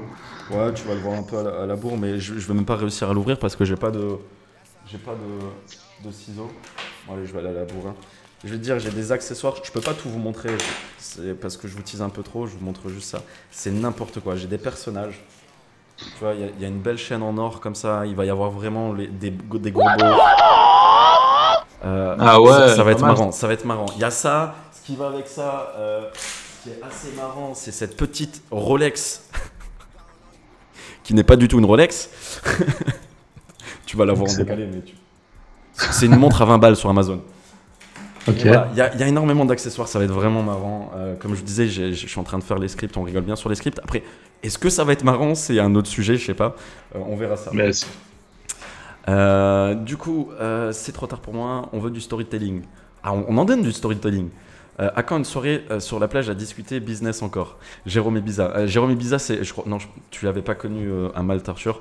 On était à la plage la dernière fois, on buvait un coup et j'ai eu un fou rire parce qu'avec un autre pote, il nous a raconté, il a à peu près le même âge que moi, je crois, et il nous a raconté sa life, mec.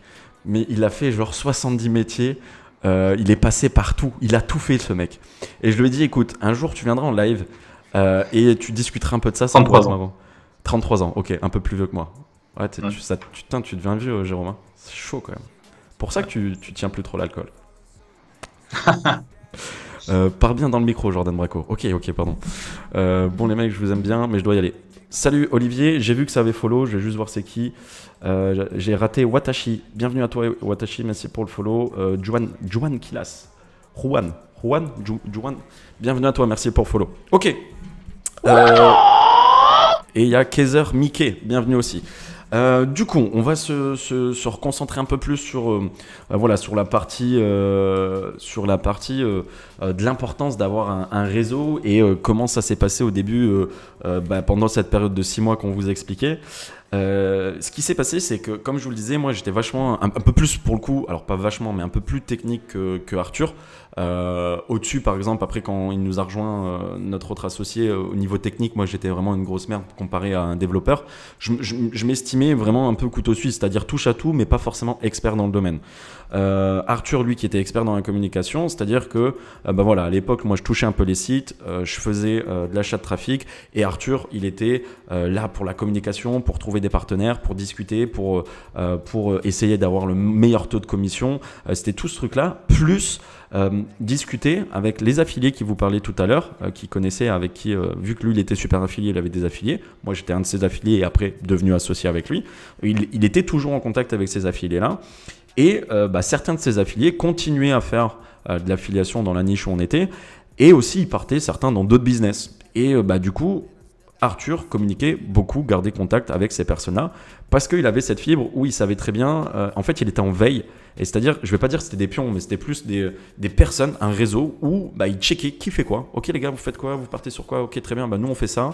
Et du coup quand il disait nous on fait ça, il m'incluait, il disait nous on a lancé alors, je sais plus s'il disait telle niche qu'on a lancé, mais c'était plus des stratégies qu'on faisait sur Facebook. Tiens, nous sur Facebook on a fait ça, on a découvert ça, on a fait plus de 100% en faisant cette stratégie, en activant ça, tout ça.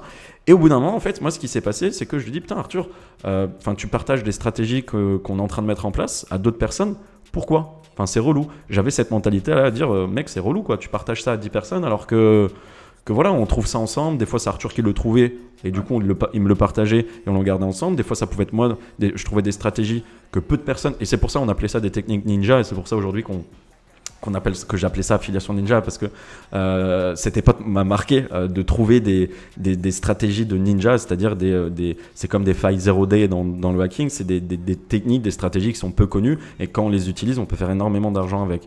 Et voilà, on trouvait des techniques comme ça, soit Arthur, soit moi, et je me rendais compte que des fois, il partageait des stratégies, des techniques. Et je me disais, putain, au bout d'un moment, je discute avec lui, je dis, mais pourquoi tu fais ça, etc. Et je me rappelle, c'est pas que je l'avais mal pris, genre hyper méchant à l'époque, je m'étais dit, putain, mais il partage la concurrence, en fait, je suis associé avec lui et il partage aux autres. Et là, il m'explique, et je me rappelle très bien, il me dit, mais Jordan, c'est le réseau. Et moi, je connaissais pas le réseau, c'est-à-dire que moi, mon réseau, c'était Arthur, point. J'avais pas d'autres réseaux dans tout ça. Et il me dit, écoute, imagine, je partage cette info à 10 personnes. Je dis ouais, mais si tu partages à 10 personnes, il y en a qui vont pas, il y en a ils vont jamais nous retourner le truc et tout. Il fait ouais, je sais, mais ceux qui vont pas nous retourner le jour où on aura besoin d'eux, bye.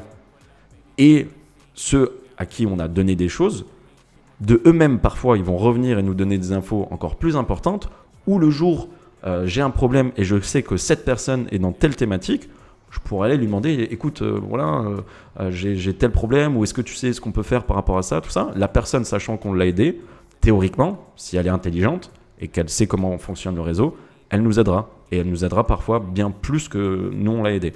Donc là, je vous résume comme ça, et ça paraît très simple, mais ça, je ne l'avais pas compris à l'époque. Et pourquoi j'ai voulu qu'Arthur y soit là aujourd'hui, c'est justement pour qu'il vous explique un petit peu ça, parce que ça, moi, à l'époque, je ne l'avais pas. Et c'est quelque chose qui est très important et qu'on n'entend pas forcément parler sur des vidéos YouTube entrepreneurs ou sur des lives, etc. Donc j'ai trouvé que c'était un point qui était hyper important et Arthur va détailler ça parce que c'est pas simplement échanger pour échanger. Je vais te laisser justement, on en a discuté un petit peu avant le live, de parler de tout ça. Si déjà j'ai bien résumé, si ça te va, je pense que tu vas avoir des trucs à rajouter. En vrai, c'est bien résumé. La seule différence, c'est que pour le coup, il faut vraiment pas. Enfin, moi, honnêtement, je pense pas avoir contacté des gens vraiment en me disant je vais avoir un retour de bâton. Vous le savez en fait, vous savez que la personne peut éventuellement vous rendre l'appareil. Et c'est surtout ça le plus important. Et c'est là où pour moi le réseautage, le networking, c'est ultra subtil. Et c'est pas que donner des informations. D'ailleurs, c'est juste échanger avec les gens. Et le mot échange, il est juste primordial à capter. C'est-à-dire que et c'est ça dont on parlait avec Jordan en off. Pour moi, le premier truc, c'est que pour espérer réseauter, ne vous dites pas, ouais, moi j'ai un réseau de fou, je connais un tel qui sait faire ça, un tel qui sait faire ça, un tel qui sait faire ça. n'espérez pas réseauter si vous n'êtes pas capable en retour d'apporter quelque chose à ces gens-là. Si vous n'avez vous-même pas de valeur, et c'est pas une critique, hein, c'est la valeur, ça se construit. Hein. Moi, genre, même si aujourd'hui vous avez peu de valeur dans votre business, bossez comme des dingues, dans 3 mois vous pouvez clairement avoir de la valeur, des choses à apprendre aux gens, et vous aurez cette force-là et cette valeur-là tout court en fait. Et à ce moment-là, au moment où vous avez de la valeur, vous pourrez échanger avec des gens et réseauter. Alors après, parallèlement, vous pouvez dès aujourd'hui commencer à réseauter avec des gens qui ont la même valeur que vous, par exemple. Si vous estimez que vous avez une certaine valeur et que par exemple vous débutez dans le business, vous pouvez échanger avec des débutants. Mais là où il faut faire bien attention, parce que pour moi c'est vraiment quelque chose, je pense que c'est le plus gros problème quand on parle de networking, quand on parle de réseau, c'est que les gens se disent, et c'est exactement la même chose pour Twitch, donc je vais faire le rapprochement, mais les gens, les tout petits streamers qui sont à 5 viewers sur Twitch, ils se disent « Ah ouais, mais nous, on se fait jamais host par les gros streamers, de toute façon, ils nous aident jamais et tout. » Donc là, typiquement, on parle de networking. Et quel est l'intérêt d'aider quelqu'un qui a 5 viewers? Quel est l'intérêt quand tu finis ton live, à part si tu es vraiment un bon samaritain, mais quand tu finis un live et que tu as 200, 300, 400 viewers sur ton live, tu vas préférer aller streamer quelqu'un qui a aussi une communauté pour avoir un clin d'œil peut-être de cette personne, quelque chose qui fait qu'il y aura un certain retour, ou du moins la personne qui a également une communauté se dit bah, « ce mec-là, il est sympa, il m'a envoyé un host ». Donc du coup peut-être qu'un jour il en renverra un, ou peut-être que 2 semaines après vous allez vous rencontrer, vous allez faire un stream ensemble, discuter, devenir potes, et donc par conséquent faire augmenter votre domaine d'influence sur ce milieu-là. C'est exactement pareil pour absolument tous les business, c'est-à-dire qu'il faut que l'échange soit sain. Déjà, il ne faut pas que ça soit quelque chose de manipulé. Intrinsèquement, il faut vraiment que vous ayez envie d'échanger, de discuter. Mais il faut faire attention de ne pas discuter avec n'importe qui. Et c'est là où est toute la subtilité du networking pour moi. Et là où vous pouvez aussi vous tirer d'énormes balles de fusil à pompe dans le pied, très clairement, si vous networkez avec les mauvaises personnes. Demain, Jordan, qui a un certain niveau d'expertise, qui a un certain niveau de compétences, etc., qui va justement sur une plage à Malte, un peu bourré, parler de ses méthodes ultra avancées sur certains aspects de son business à quelqu'un qui débute, alors sur le moment il sera content parce qu'il est un peu rond et tout, il est avec son verre et il se dit bah c'est vraiment super, oh là là je lui en mets plein les yeux, et c'est vrai hein, le type en face il va sans doute faire un ulcère sur place et il va plus savoir où se foutre parce qu'il se dit oh mon Dieu mais qui est cet homme, il est incroyable, et il aura raison. Mais le truc c'est que ça aura aucune valeur pour Jordan. Et c'est là où le networking, c'est vraiment important de faire ça subtilement, tous autant que vous êtes et tous à vos niveaux respectifs, de tout simplement pas networker avec n'importe qui, ne pas divulguer les mauvaises informations aux mauvaises personnes. Et ça pour le coup, c'est toute la subtilité du networking pour moi. Et honnêtement, c'est un feeling en réalité, même en termes d'humain. C'est-à-dire que si vous avez un bon feeling avec la personne, vous allez pouvoir plus facilement échanger avec elle et vice-versa. Donc arriver aussi à séduire, entre guillemets, et c'est pas qu'avec avec les filles, les garçons, peu importe qui vous avez envie de séduire, mais je veux dire, c'est pas quelque chose d'uniquement sexuel. La séduction, c'est quelque chose qu'on est tout le temps en train de séduire dans le business, et je pense qu'il faut aussi apprendre à séduire pour pouvoir être un bon networker, avoir du réseau. Et ça, c'est vraiment primordial de séduire. Et séduire, justement, ça passe par un échange, une discussion, les quelques premiers mots que vous allez échanger avec la personne. Enfin, vraiment, c'est tout un ensemble de choses qui font que la personne, très rapidement, elle va se dire ça a l'air d'être un mec bien, déjà. Et surtout, là où un autre point, c'est un peu brouillon tout ce que je suis en train de dire, mais il y a quand même des points très intéressants, je pense. Il y a un autre point qui est particulièrement intéressant, c'est que même si justement on parlait tout à l'heure de débutants et pas networker avec n'importe qui, je pense qu'il y en a aussi beaucoup qui font l'erreur de se sous-estimer et qui n'ont pas confiance en eux, et dans l'échange, dans l'interaction sociale, ça va se sentir instantanément. C'est-à-dire que si vous arrivez vers quelqu'un et que vous faites sentir qu'en fait, déjà, typiquement, demain, quelqu'un va arriver vers Jordan sur une plage à Malte et va dire oh, Jordan, je te connais, avec des yeux comme ça, ébahis, en mode c'est génial, c'est toi Jordan Braco qui fait des vidéos YouTube, qui fait des formations, c'est trop bien et tout, voilà. Instantanément, Jordan, il va être content, encore une fois, mais pareil, il va pas networker au même niveau que vous, si vous voulez. Parce que, et ça aussi, c'est un truc qui est important à capter. Là, je prends l'exemple de Jordan, mais vraiment demain, vous, dans une soirée ou sur un event, etc., si vous avez quelqu'un en face de vous qui a fait beaucoup de choses dans le business, qui a potentiellement plus d'expérience de vous, ou tout simplement parce que c'est souvent la meilleure manière de mesurer les choses, qui gagne plus de thunes que vous, et ben faut pas avoir peur finalement de vous mettre sur un même piédestal. Il y a un respect mutuel, bien sûr, entre les deux personnes, comme dans n'importe quel échange social, en tout cas on l'espère, mais ne surtout pas se mettre plus bas que ce qu'on est vraiment, pour justement espérer networker, puisqu'encore une fois je le répète, mais la base du networking c'est l'échange, et si l'échange est unilatéral, il n'y a pas de networking, vous ne pouvez pas avancer, networker correctement, et donc vous créez des liens avec les gens qui vous entourent sur le moment, ou avec lesquels vous auriez pu créer des liens. Ouais.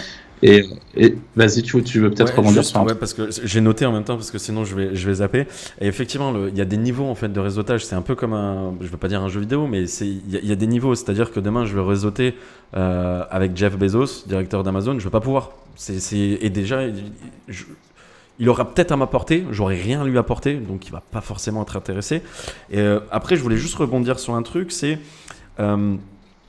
effectivement, des fois il y en a. Il y a différents, parce qu'il y a le caractère des personnes aussi qui rentre en jeu. Des fois, il y en a qui sont un petit peu timides. C'est pour ça qu'il faut enlever cette timidité-là. Et ça m'est déjà arrivé, moi, de réseauter avec des personnes qui me paraissaient timides, mais j'avais le feeling qu'ils avaient quelque chose derrière, tu vois. Un truc que j'ai vachement progressé, que j'ai changé depuis que je fais du réseautage, c'est que je m'intéresse énormément aux personnes. Même les personnes qui ne sont pas forcément entrepreneurs. Alors quand ils le sont, c'est encore plus intéressant pour mon côté professionnel, etc. Mais je me suis intéressé à quelque chose, c'est des personnes qui sont entrepreneurs ou non. Je vais m'intéresser à eux parce que dans ma vie, alors je ne m'intéresse pas à eux parce qu'ils vont m'apporter quelque chose, mais si quand même. C'est-à-dire que l'échange qu'on va avoir, cette personne aura peut-être vécu quelque chose dans sa vie, que ce soit personnel ou professionnel, que je n'ai pas vécu et qui va pouvoir m'aider.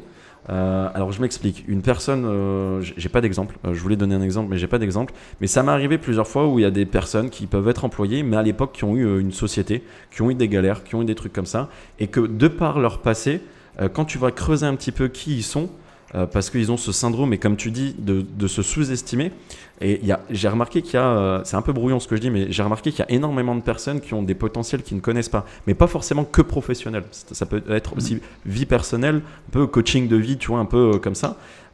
Et c'est hyper intéressant aussi. Et il y a aussi, parce que très souvent, ce qui se passe, moi je le vois à Malte, hein. Je suis plus intéressé moi en tant qu'entrepreneur qui a de l'expérience, tout ça, etc. Pas forcément parfois par un mec qui va venir me voir et qui va me dire ouais moi j'ai un business, je fais ça, tu sais, qui va être un peu grande gueule, parce que généralement les mecs là, moi avec l'expérience depuis que je suis à Malte et que j'en ai vu passer des entrepreneurs, je vais très vite détecter les mecs qui sont, parce qu'il y a sous-ego et sur-ego. Tu vois, il y a ce truc-là. Et j'ai eu beaucoup de mecs qui viennent me voir en soirée ou même en journée, qui disent ouais, moi je fais ci, je fais ça, blablabla. J'arrive très vite à voir, c'est ça qu'il faut savoir, hein, si c'est vrai ou pas ce qu'il va me dire. Et je préfère, déjà je vais les mettre de côté et je vais pas réseauter avec, même s'ils sont entrepreneurs. Et une personne qui va me voir, qui veut se lancer dans l'entrepreneuriat, que je sens qu'il a un potentiel. Et qu'il a des choses à raconter, que je sens qu'il est motivé, etc. Et qu'il se la pète pas, tu vois. Je sens qu'il pourra plus tard, à la limite, m'apporter des choses, et que même des fois ça m'est déjà arrivé qu'il m'apporte des choses, tu vois. Et du coup, c'est pas forcément pour les personnes qui n'ont pas forcément beaucoup d'expérience, ou quand vous voulez parler à une personne qui a plus d'expérience que vous, faut pas se dire ouais j'ai zéro expérience ou j'ai moins d'expérience que lui, du coup je vais pas aller le voir. C'est que vous pouvez toujours apporter quelque chose à la personne. Alors encore une fois, faut savoir, c'est ça où le réseautage c'est tout un métier. Quelqu'un qui a un peu plus d'expérience, je vous dis pas d'aller parler à Mark Zuckerberg parce que bon pour le coup c'est pas possible, mais de gérer ce niveau en fait de réseautage en fait tout simplement. Voilà, en gros c'était peut-être plus la nuance moi que j'avais, mais en soi tout ce que tu dis c'est exactement ça. Mais c'est vrai que des fois j'arrête de perdre du temps avec des mecs qui se disent entrepreneurs ou même qui sont entrepreneurs, mais de toute façon, globalement, soyez humble. C'est vraiment. Je connais personne, à part des débiles profonds, qui vont apprécier un mec qui arrive et qui fait le beau et qui parle de ses trucs et qui a une façon d'avancer les choses qui est juste sans intérêt, quoi. Enfin, je sais pas, moi, je sais que globalement, autour de moi, les gens fonctionnent de cette manière-là et on va vite mettre des barrières à ces gens-là, mais il y en a pourtant énormément. Mais tous les gens qui l'ouvrent trop, ou enfin, de toute façon, l'humilité, ça se ressent très vite. Et quoi qu'ait fait la personne en face de vous, il y a des fois, vous allez rencontrer des profils absolument incroyables pour beaucoup de raisons différentes. Comme l'a dit Jordan, c'est pas forcément des raisons business, ça peut être des expériences de vie, des choses comme ça. Mais quoi qu'il arrive, soyez vous humble et les autres, voilà quoi. C'est quand même mieux s'ils le sont aussi parce que le monde est beaucoup plus agréable avec des gens humbles, tout simplement. Et j'ai vu excuse-moi, vas-y. J'ai vu une question sur ton chat, quelqu'un qui disait grosse. Alors, j'arrive pas à retrouver la question, mais qui demandait si c'était aussi facile à faire en France. Et c'est vrai que depuis tout à l'heure, on image beaucoup, étant donné que Jordan habite à Malte, etc. On image beaucoup avec les plages à Malte et les discussions qu'il peut y avoir là-bas. Mais moi, qui suis bien retourné en France, etc. Depuis, vous pouvez complètement sortir de cette image. Malte n'est absolument pas le seul endroit où vous pouvez entreprendre. Vous pouvez tout à fait rester en France ou partir ailleurs, peu importe. Mais Malte n'est absolument pas l'endroit, the place to be. Alors c'est très cool aussi. Pareil, ça va être aussi dépendant de beaucoup de choses. Et oui, pour te répondre, il est tout à fait possible de réseauter, de networker sur autre part que sur une plage de Malte, et y compris en France. Et ça commence par ce qu'on appelle le réseautage en ligne. Et là, pour le coup, ça me fait beaucoup penser notamment à Franck, que je l'ai toujours trouvé très bon. Donc Franck, vous l'avez sans doute déjà vu dans un replay précédent, parce que c'est un autre de nos associés avec Jordan lorsqu'on était sur Malte. Mais qui, en fait, le réseautage, vous pouvez tout à fait réseauter en ligne. Comment ? Groupe privé sur Facebook, sur des secteurs très précis. Vous pouvez réseauter sur des forums également. Pareil, donc échanger et réseauter par exemple sur un forum, ça veut dire quoi? Ça veut dire lorsque vous avez un certain domaine d'expertise, de certaines compétences, vous pouvez arriver à l'endroit où vous arrivez, donc en ligne, sur un forum, sur un groupe Facebook. J'avais noté quoi d'autre? C'est à peu près tout, mais il y a sans doute d'autres choses. Et vous pouvez aider, c'est-à-dire commencer par répondre aux gens qui ont besoin d'aide, les débutants, etc. Et en fait, en créant votre réputation finalement à l'endroit où vous positionnez, en étant sûr de base que c'est un endroit qui a de la valeur à vos yeux et qui pourra à terme vous apporter quelque chose.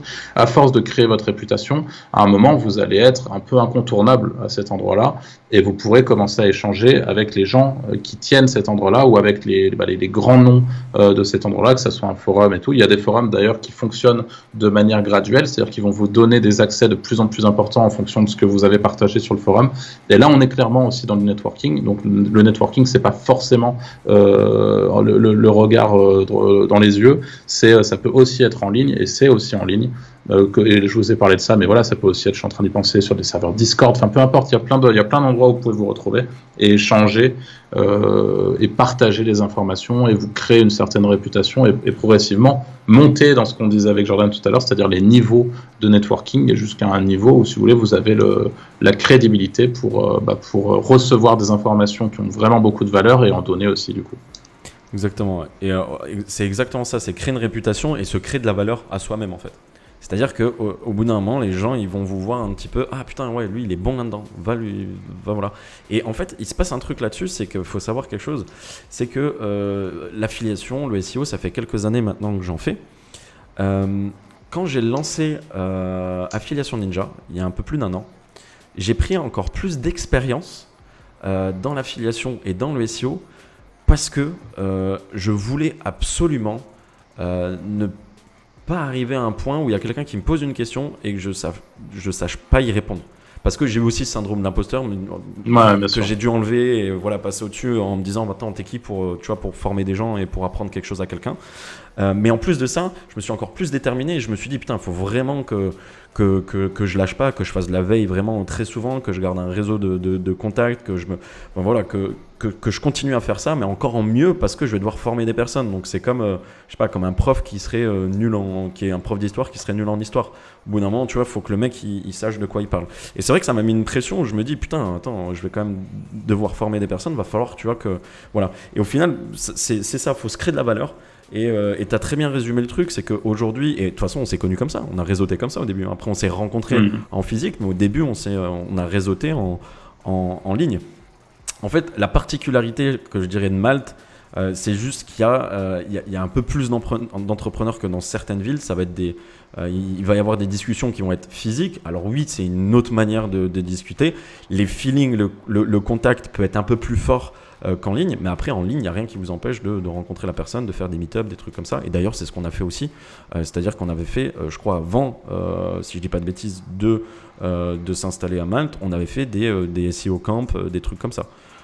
Typiquement, c'était parfait. On avait rencontré même des mecs. Tu m'avais présenté déjà des gars dans ton réseau, etc. Donc ouais, c'est tout à fait possible. Je vais juste revoir le chat. J'ai vu qu'il y avait pas mal de trucs. Jérôme Ibiza là, qui arrête pas de spam. Non, je rigole. C'est intéressant ce que tu disais. J'ai vu des trucs. Le réseau, c'est la base. Moi, je suis un petit streamer. Je offre des subs à des mecs qui sont dans les mêmes catégories que moi. Ouais, je sais de quoi tu parles. Et quand tu veux, tu me hostes. Non, je rigole. Je rigole en vrai. En plus, ça n'a rien à voir. Quoique la thématique que tu fais, ouais, pourquoi pas. Ou pas. J'ai vu un truc que tu avais mis. Ah oui, perso, je suis arrivé à Malte il y a 1 an et ça fait vraiment genre depuis mars que j'y suis 100% du temps. Et je me construis un gros réseau et je sais que ça sera utile un jour ou l'autre.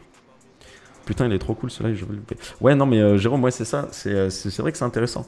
Et un autre truc aussi, c'est que il y a différents niveaux de réseautage, mais il y a aussi différentes façons de faire du réseautage.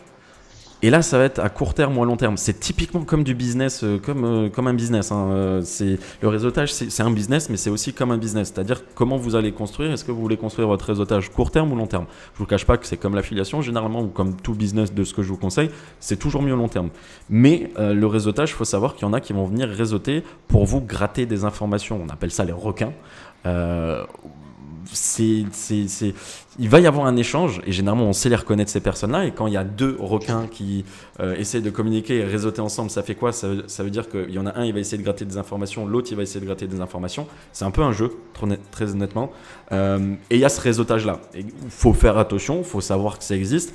C'est qu'il y a des personnes, ils vont arriver, discuter, être sympa, t'offrir à boire, voire beaucoup à boire pour que tu parles. Ça arrive, hein, c'est déjà arrivé à Malte, je veux dire. Mais moi, je le dis avec le sourire parce que je trouve c'est bon enfant. C'est-à-dire, le mec, il va pas prendre votre portefeuille et voler. C'est pas le but. Ça va plus être des informations. Des informations de stratégie, sur quel business tu es en ce moment. Pourquoi pas quel est ton site? Parce qu'après, s'il connaît ton site, bah, il peut voir un peu des stratégies. C'est un truc que quand on est généralement entre 2 requins comme ça, un en face de l'autre, on sait, on joue à ce jeu-là. Et voilà, mais gardez-le à l'esprit parce que si vous savez pas ça et vous vous dites « Ah putain, ouais, j'ai vu le live de Jordan Breco et de Arthur, il parlait de ça, le mec il est super cool, il veut faire du réseau avec moi » et vous commencez à lui déballer toutes vos infos, faites gaffe à ça quand même.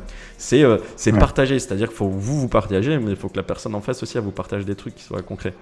Je sais pas si t'as un truc à dire par rapport à là-dessus, mais voilà, il y a c'est sûr. C'est ça qui est intéressant aussi. Du coup, tes élèves t'apportent aussi des informations pour le coup. Des informations. Alors ouais, ça arrive. Alors pas forcément ils vont pas m'apporter énormément de choses sur tout ce qui va être affiliation en soi ou SEO. Mais ça va être beaucoup plus sur d'autres axes que je maîtrise moins. C'est-à-dire que l'exemple tout con, dernier coaching de groupe que j'ai fait, dans les premières leçons, je donne un Excel, un truc un peu, alors je suis pas très mindset, mais un truc quand même pour se régler dans sa façon de travailler, avoir un truc assez carré au niveau du planning. Enfin voilà, c'est un Excel où tu reportes des données pour savoir un petit peu comment elle se passe ta semaine, ta journée, etc. et ton mois. Sauf que Excel, moi je suis pas du tout expert. Et l'Excel qu'il y avait de base que je propose, je l'ai depuis 1 an, et là il y a un mec, un élève qui vient d'arriver et qui me dit en coaching de groupe, ouais, ton Excel il est bien, et je sentais qu'il osait pas me dire que c'est de la merde en fait. Enfin, en tout cas, c'est pas, il m'a pas dit que c'est de la merde, mais que c'est pas, voilà, évolué quoi. C'est un Excel tout con, tout simple, comme je sais faire. Et du coup, direct, je lui tends la perche, je lui dis oui, je suis pas expert dans l'Excel. Est-ce que tu es bon là-dedans? Et il me dit oui. Je fais écoute, si tu veux partager à la communauté et refaire l'Excel. Il fait ouais, je l'ai senti très avenant à vouloir partager. Je lui dis écoute, si tu veux partager ça avec plaisir, et on changera ça et tout. Donc oui, clairement, c'est impossible de dire que parce que j'ai pas ce statut élève-coach aussi. Hein, c'est pour ça qu'il y a ce délire-là. un élève dans l'affiliation n'est pas en dessous de moi, ok. Et ça, gardez-le à l'esprit aussi, hein. Personne n'est en dessous de personne ou au-dessus. Même s'il y a du pognon dessus, même s'il y a de l'expérience, il y a toujours une personne qui peut t'apporter quelque chose. C'est ce que j'ai toujours expliqué à beaucoup de personnes, c'est-à-dire que demain tu vas discuter alors il n'y a pas de sous-métier, mais généralement c'est ce qu'on va se classifier comme ça. Tu vas discuter à une femme de ménage, faut pas se dire la meuf elle est au ménage, elle connaît rien. Tu sais pas, ça se trouve elle a vécu des trucs de ouf comme on disait dans sa vie, que ça peut être du côté perso. Ça se trouve elle fait ça, mais son mari, et ça c'est possible, hein, son mari il a de la thune et elle fait ça pour le faire parce qu'elle veut occuper ses journées. On ne sait pas comment c'est fait et tu sais pas. Ça se trouve son frère à elle a une entreprise avec énormément d'employés, tout ça. Tu sais pas comment c'est fait. Il faut jamais juger une personne par son métier ou par son passé, etc. Je sais pas où je partais, mais c'est vrai que c'est quelque chose de très important parce que vous seriez étonné de vraiment à apprendre les personnes ce qu'ils sont vraiment. Je sais plus où je parlais. Oui.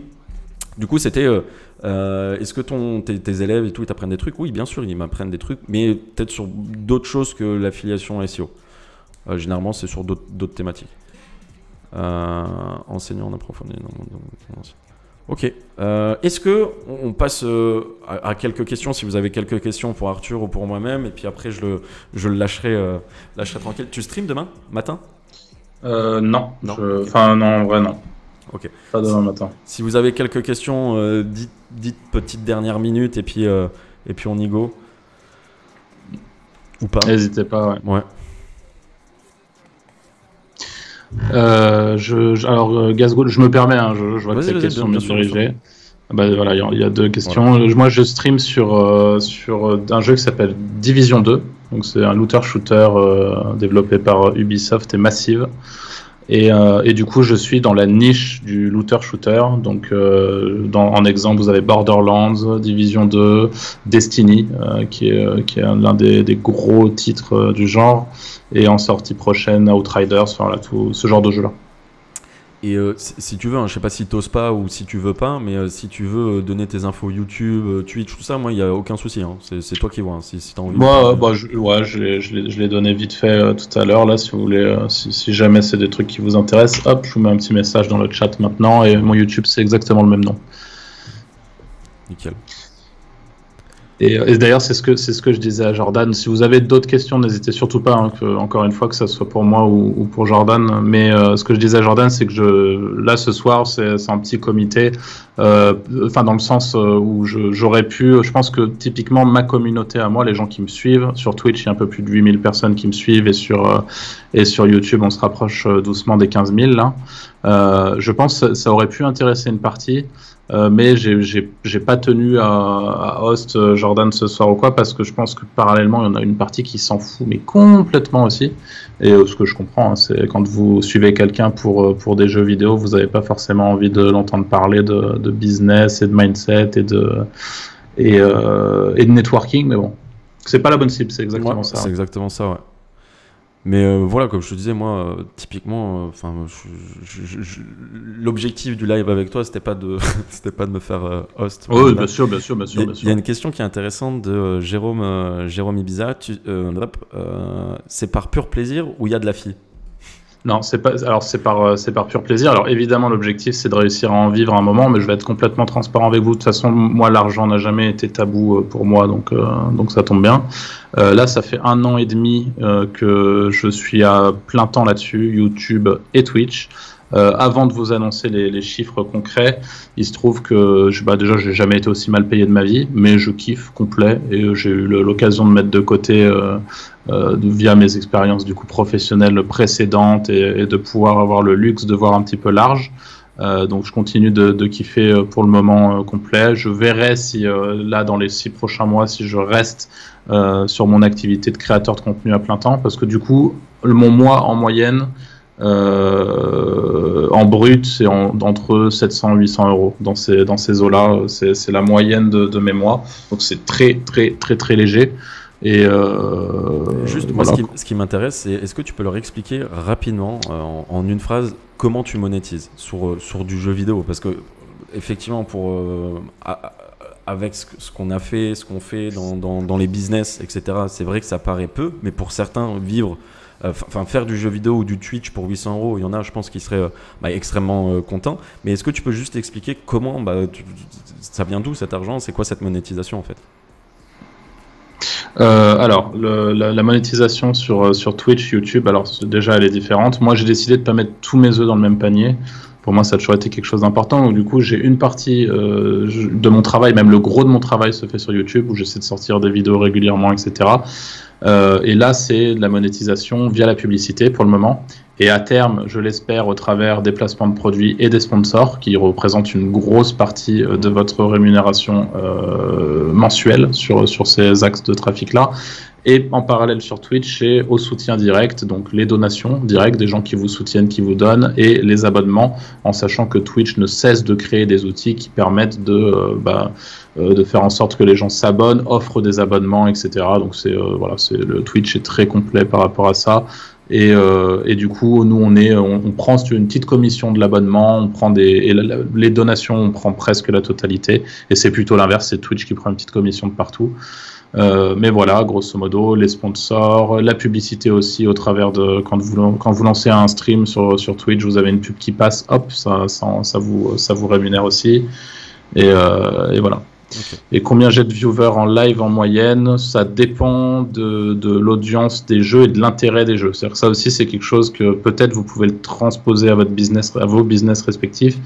Mais moi, j'ai assez rapidement compris que, bien sûr, il y a une partie, une partie de l'audience qui est vraiment là parce qu'ils apprécient la personne, ils apprécient échanger avec vous, ils apprécient vous voir, vous parler, etc. Et vous faites un peu partie de leur quotidien quand vous streamez régulièrement, tout comme si vous écoutez une radio tous les jours, c'est un peu pareil. Et du coup, quand le jeu a vraiment pas d'intérêt, il est tout à fait possible que je stream pour 60 personnes par exemple, et quand le jeu par contre a de l'intérêt, donc notamment le jeu principal que je couvre, je fais 250-300 personnes en moyenne, quoi, ce qui est absolument pas énorme. Je suis un très petit streamer, mais à 250-300 personnes de moyenne, à 250 personnes de moyenne sur Twitch, tu vis. Tu vis juste du stream, donc YouTube en plus, t'es bien. Mais c'est absolument pas mon cas pour le moment.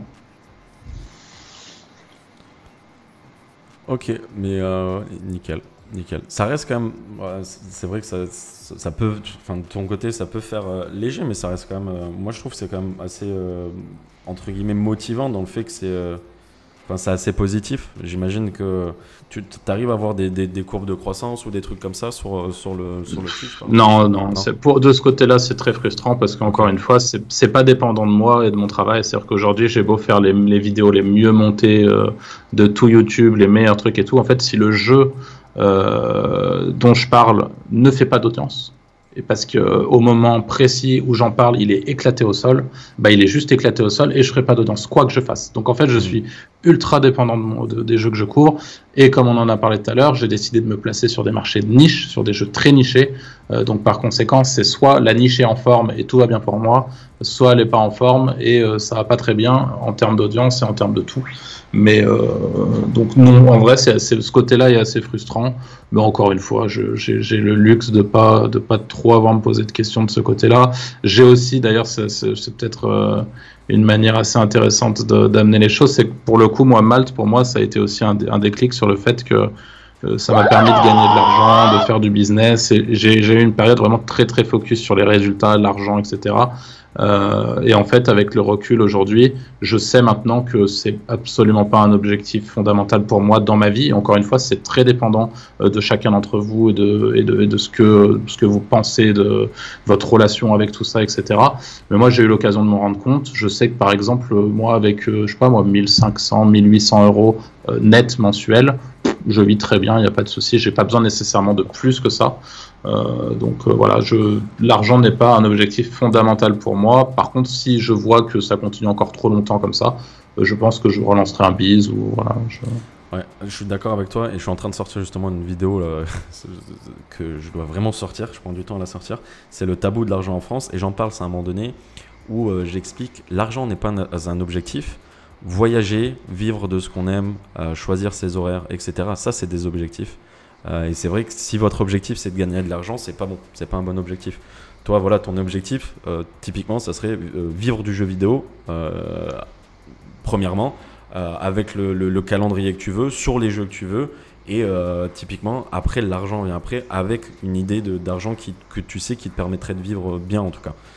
Ok, super, nickel. Et ben écoute, moi, j'ai pas grand-chose d'autre à dire. Est-ce que tu voulais terminer sur quelque chose, Arthur ? Attends, parce que je suis en train de lire. Le voyage est la seule chose qu'on achète et qui nous rend riche. Ouais, c'est pas mal. Jolie phrase de mindset. Il a été sur Google, il a fait citation voyage. Mais oui, très propre, très propre. Mais c'est ce que je mets en avant. Il y a une petite question, excuse-moi, laquelle j'ai pas répondu, de Kaiser Michael, qui dit qu'il faut avoir un gros niveau de jeu pour être streamer. Pas du tout. Non. Et encore une fois, si jamais, s'il y en a parmi vous, parce qu'apparemment j'ai des questions assez pointues là-dessus, qui sont intéressés par le stream, etc., n'hésitez pas. J'ai fait une vidéo YouTube sur ma chaîne, donc Zalidan, Z-A-L-I. DAN sur YouTube, durant laquelle j'explique vraiment en détail la stratégie que j'ai mis en place et être bon aux jeux vidéo. Alors bien sûr, si vous êtes la pire des chèvres aux jeux vidéo, ça va être compliqué, mais être dans le top mondial des jeux vidéo n'est absolument pas un prérequis, à part si vous, sur certains jeux où ça l'est, sur les jeux très compétitifs et tout, ça l'est, mais pas sur tous. Voilà, désolé. Ouais, non, il n'y a pas de souci. J'étais en train de regarder si je trouvais ta chaîne, mais enfin ta chaîne, oui, mais c'était quoi la vidéo que tu disais ? Elle est en mise en avant sur ma chaîne, justement. Ça s'appelle 15 astuces importantes pour bien streamer. Ah ouais, ok. Je vais la share direct comme ça s'ils veulent la voir. Dans cette vidéo, je vais vous montrer... Aïe, oh. Tac, et la partage là. Voilà, c'est la vidéo en question. Ok, je voyage depuis plus de 10 ans, ça dépend, après tu peux être tellement mauvais et faire rire les viewers. Ouais, même c'est ça, il y a des mecs, mais même sur YouTube, hein, YouTube et Twitch c'est un peu pareil, il suffit pas d'être un bon vidéaste ou d'être un bon vidéaste pour avoir beaucoup de personnes. Il suffit de trouver une niche, Après on s'attache au personnage, c'est-à-dire que je suis sûr à 10 000% qu'il y a des personnes qui viennent voir Arthur tous les jours parce que à force de streamer, il partage des trucs, ça peut être un peu perso, de son côté Twitch, quand peut-être il est passé partenaire, il y avait des mecs qui étaient là derrière lui avant qu'il soit partenaire, donc les mecs ils sont contents pour lui. Enfin, en plus de ça, comment il est avec sa communauté à partager, etc. C'est ça en fait, c'est un peu la puissance des trucs. C'est là je vois très souvent, même ça fait pas longtemps que j'ai repris les lives, qu'il y a souvent les mêmes pseudos qui reviennent et tout, ça fait plaisir, et ces personnes là j'espère en tout cas qu'ils vont suivre, et ça me fait plaisir à chaque fois de les revoir. Les viewers peuvent s'identifier. Ouais, exactement. De toute façon, si je peux me permettre, les gens présents dans ton cas sur ton live, souvent c'est des gens peut-être soit qui existent à prendre ta formation, ou des gens qui déjà travaillent avec toi et que tu que tu coaches, ou voilà, c'est tes élèves, quoi. Pour moi, de toute façon, les gens présents sur les lives comme ça, c'est clairement les plus motivés et ceux qui auront aussi le plus de chances de s'en sortir, même si c'est pas du tout le sujet de la soirée.